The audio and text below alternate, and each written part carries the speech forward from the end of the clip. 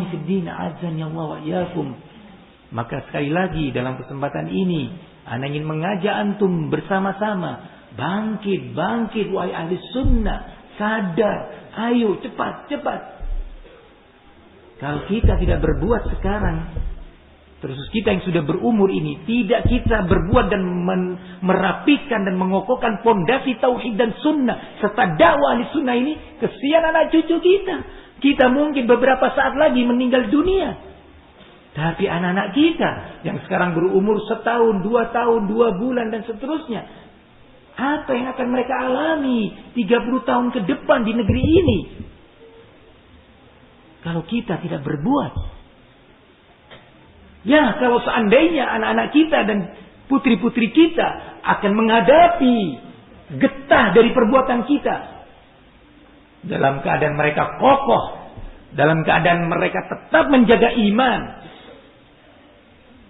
tidak gugur oleh rayuan-rayuan kufar atau ahlul bid'ah, tidak mundur, itu masih mulia. Anak-anak kita mati membela tauhid, anak-anak kita di penjara membela sunnah, itu mulia. Karena ba'dallah, kemudian yang kita lakukan sejak sekarang ini. Nah, barakallahu fikum. Kita dituntut untuk bangkit. Jangan sampai karena kita bersantai-santai sekarang, tidak serius.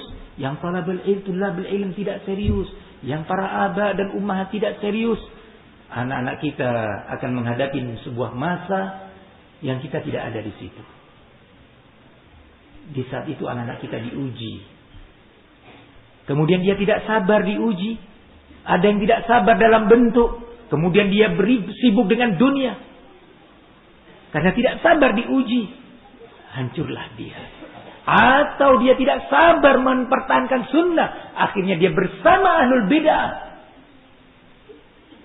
Wal'iyadzubillah. Hancurlah dia. Lebih baik anak-anak kita mati dibunuh khawarij. Yang Rasulullah katakan khairu qatla tahta adimis sama. Sebaik-baik mayat di kolong langit adalah mayat yang dibunuh oleh mereka kaum khawarij. Dibunuh Syiah pemberontak. Mulia daripada anak kita mati sebagai tajir minat tujar. Anak kita mati sebagai seorang konglomerat. Anak kita mati sebagai seorang insinyur yang sibuk dengan mencari dunia.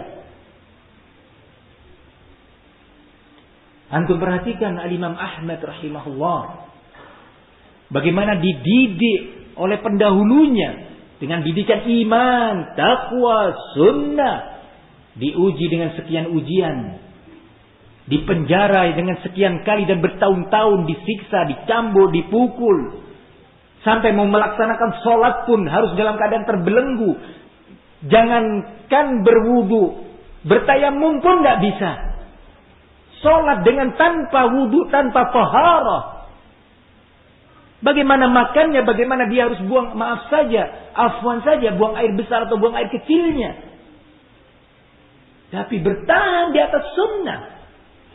Syekhul Islam Ibnu Taimiyah di penjara dan tidak keluar dari penjara kecuali jenazahnya. Bertahan menulis jihad fisabilillah, jihad fisabilillah.